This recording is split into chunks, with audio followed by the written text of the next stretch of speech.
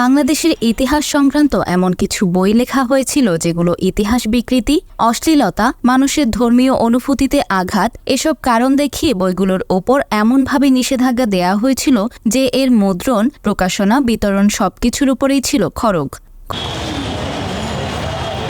কয়েকটি বই আবার প্রকাশের পরেও বাজেয়াপ্ত করা হয়েছিল। তবে চিত্র এখন পাল্টে গিয়েছে। জুলাই বিপ্লবের পর থেকেই বাজারে সেসব নিষিদ্ধ বইয়ের চাহিদা আকাশচুম্বী এবং বিক্রি করা হচ্ছেও প্রকাশ্যে। নিষিদ্ধ এবং অন্ধকারে চাপা পড়ে থাকা সেসব বই পড়তে পাঠকদেরও আগ্রহের যেন সীমা নেই। আপনাকে বেশ কিছুক্ষণ ধরে আমরা এই বইয়ের স্টলের আশেপাশে ঘুরতে দেখতেছি। এখানে আমরা যে বইগুলো দেখলাম এর অধিকাংশ বই বিগত সরকারের আমলে নিষিদ্ধ ছিল। সেই বইগুলো এখন আপনার খোলাগুলিভাবে বিক্রি করা হচ্ছে। বিশ্ববিদ্যালয়ের শিক্ষার্থী হিসেবে বিষয়টাকে আপনি কীভাবে দেখছেন? বিষয়টা হচ্ছে যে আওয়ামী ফ্যাসিস্ট সরকারের আমলে তারা এই বইগুলিকে নিষিদ্ধ করে রেখেছিল। তো সেজন্যই যাতে মানুষজন সঠিক ইতিহাসটা জানতে পারে সেজন্যই সেই উদ্যোগে এই বইগুলো বিক্রি করা।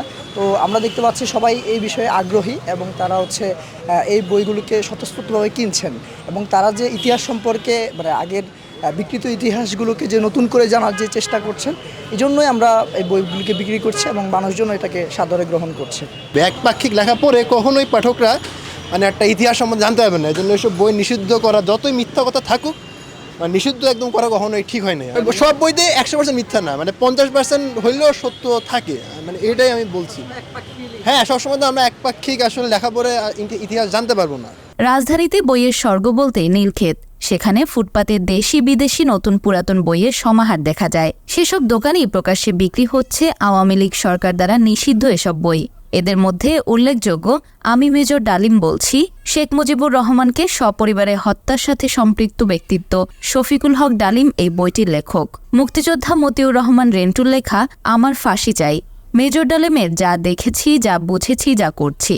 এছাড়াও রয়েছে পিনাকি ভট্টাচার্যের লেখা স্বাধীনতা উত্তর বাংলাদেশ, শারমিন আহমেদের নেতা ও পিতা, আহমেদ মুসার ইতিহাসের কাঠগড়ায় আওয়ামী লীগ নামের বইগুলো বিক্রি হচ্ছে সবচেয়ে বেশি।